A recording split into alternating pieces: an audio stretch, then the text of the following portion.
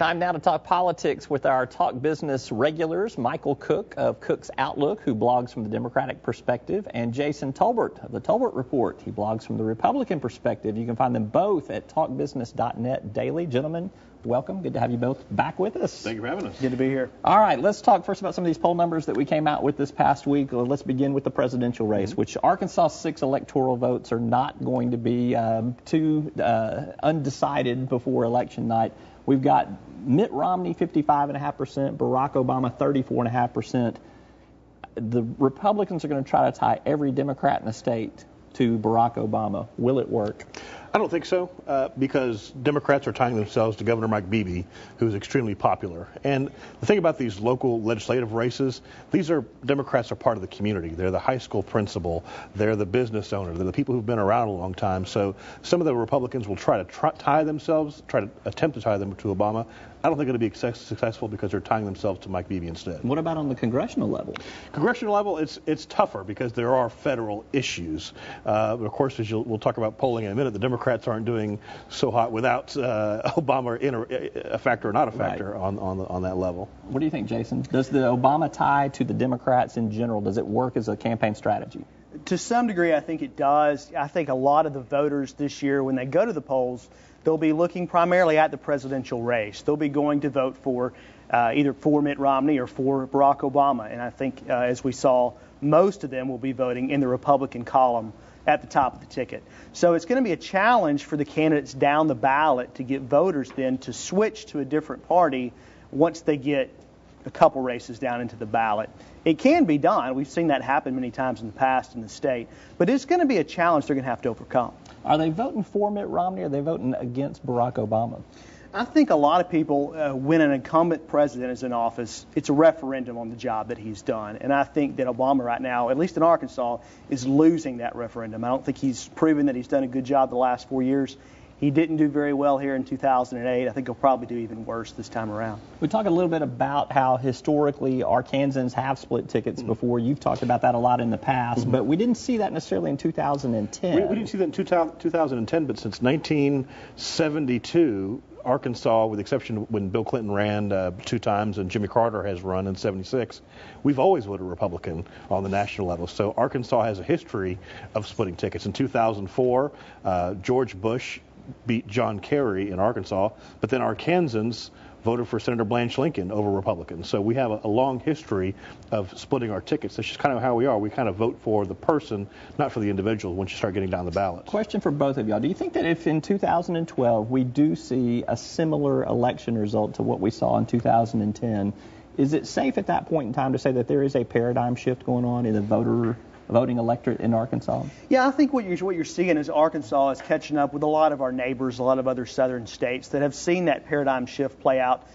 in the 90s, a decade or so ago. In Arkansas, really because of some strong personalities in the Democratic Party, such as Bill Clinton, allowed that shift to be delayed, and we're just now seeing that start to catch up. Now, is that a permanent shift? That's another question, and I think we'll have to see if Republicans do take the majority in the legislature, how they govern once they finally get that majority, as whether they can hold that or not. But I think we're seeing that paradigm shift slowly catch up in Arkansas. I don't want to jump to the legislature just yet, because I'm going to come to that with another line of questioning. But what do you think? Do you think it is a paradigm shift if we see it in 2 election cycles in a row? Potentially so, yes. I mean, obviously, both the Democrats and Republicans are fighting hard to keep control or retain control of the state legislature. So this could be a tipping point election one way or the other. Of course, we'll know on November 6th exactly what happens. Right. Well, really, on November 7th. Exactly. Right. Okay, let's shift to other numbers that we just released poll results on, and that is Governor Mike Beebe. It's not a big surprise. We've seen him in the stratosphere really throughout his entire term of office, much to the Republicans' chagrin, much to the Democrats'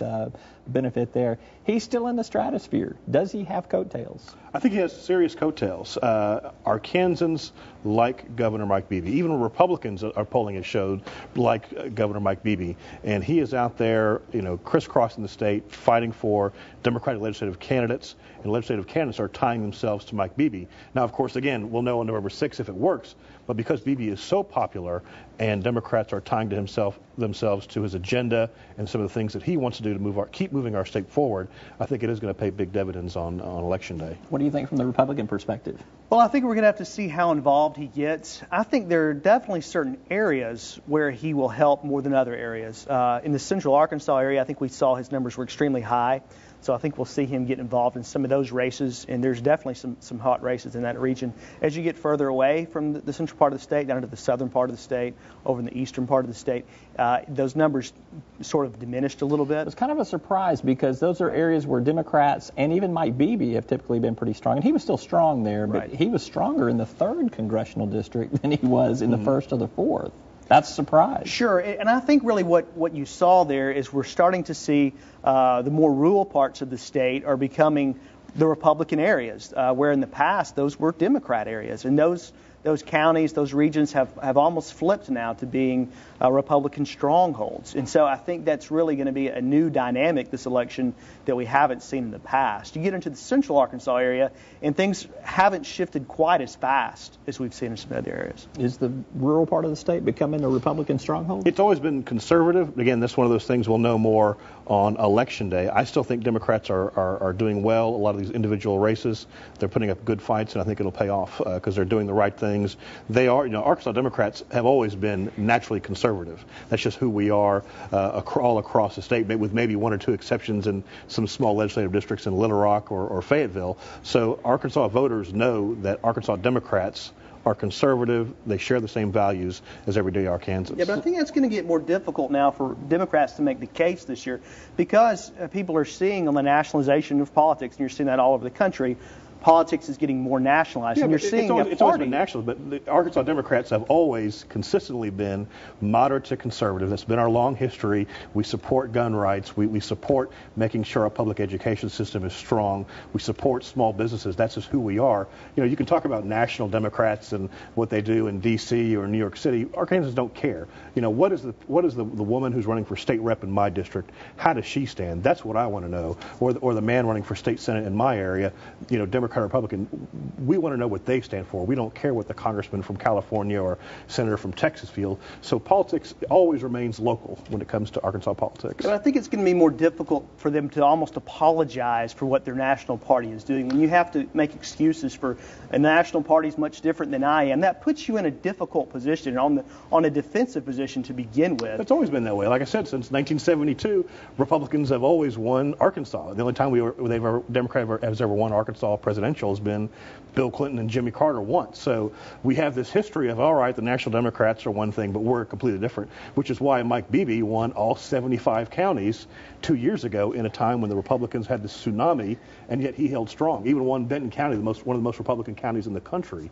So that kind of shows that people can figure out the difference between local Democrats and national Democrats. Well, we'll see if that plays out. We'll see if Obama is a different dynamic this year, too, because we've seen attempts to tie Democrats to Nancy Pelosi or Newt Gingrich that have not been as successful as it would appear Obama has been a very successful albatross for Democrats in like the 2010 election. But you also have to look at, I think, where voters are getting their information from. I think we see more people watching more national programs such as Fox News, such as all the online news sources now, and maybe not relying as heavily on some of the local media sources. And so I think that kind of skews a bit how fast that nationalization has taken place. Let's talk about a development this week. I happened to be sitting front and center for this when it took off, but Governor Mike Beebe on Monday night really teed off on an Americans for Prosperity ad. A conservative grassroots group is running a television ad that highlights some statistics that are negative towards Arkansas, the economy, its debt. Beebe took to the stage and, to my surprise, really laid into that, said that it trashed Arkansas, it irritated him, that it was a misstatement of what it was. Does that controversy get him more engaged in these legislative races than he was already going to be?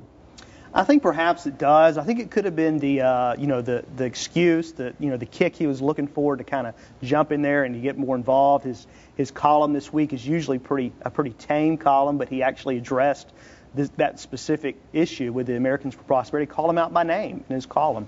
So I think it's interesting to see a governor engage a conservative special interest group on the level that he has. But it definitely has caused him to get engaged. It's kind of a little bit of a strange argument. If you go and look at the ad is certainly not the most salacious ad I think we'll see this year. I think we're going to see a lot more negative advertising coming down before the election day gets here. It was a pretty tame ad, but it certainly did trigger him speaking up. Yeah, Michael? I think they have inadvertently awoken the sleeping giant. Mike Beebe, the governor, has been working hard behind the scenes on legislative races, attending various fundraisers and helping with strategy on various campaigns. But I think this latest commercial from the Americans for Prosperity just really ticked him off, and rightly so. Arkansas has made some incredible progress in the past 6 years under Governor Beebe. Just the other day, the Arkansas Democrat-Gazette talked about how we are now number 8th in personal income growth, according to the U.S. Bureau of Statistics or some national firm. So we're number 5 when it comes to education. We've made some great strides, and so when these groups come in here and trash Arkansas, they're trashing us. And we should take pride in our state. We do take pride in our state because we've made a lot of great strides. There's a lot more to go. Don't get me wrong. But it kind of makes us all a little mad when these outside groups funded by billionaires are attacking us.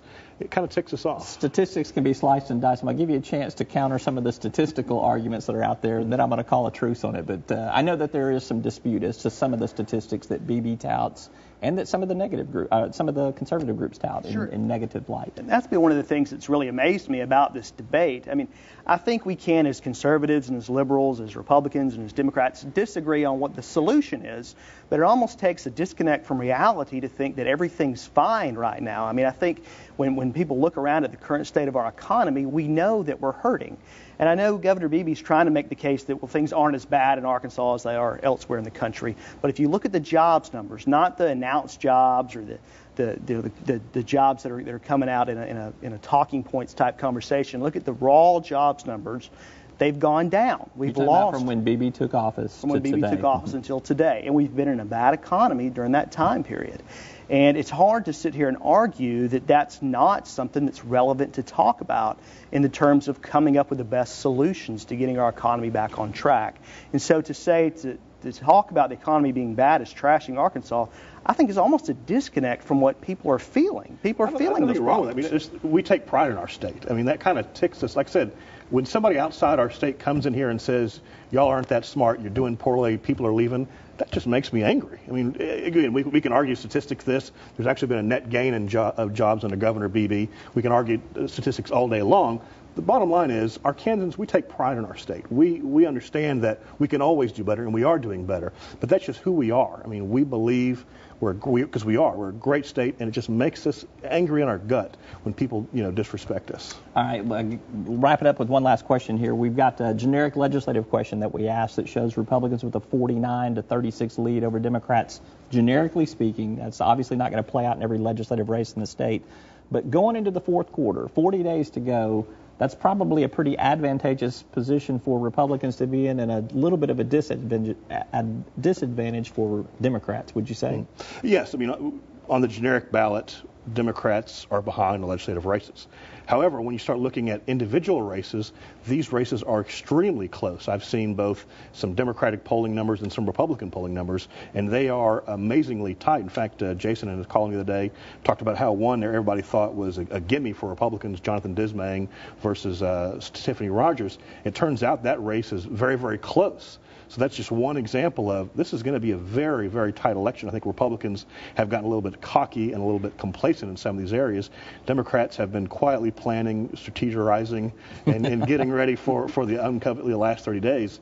You're going to see some fun stuff coming out in the next 30 days. Stole your boy Bush's strategery comment. Yeah, well, and I think Michael's absolutely right. I mean, you could almost look at it that Republicans are the clubhouse leader right now, but there's still that final day to play. And anybody who's watched the Masters know that just because you're the clubhouse leader going in the last day doesn't mean you win the tournament. Right. So I think a lot of the money is yet to be spent.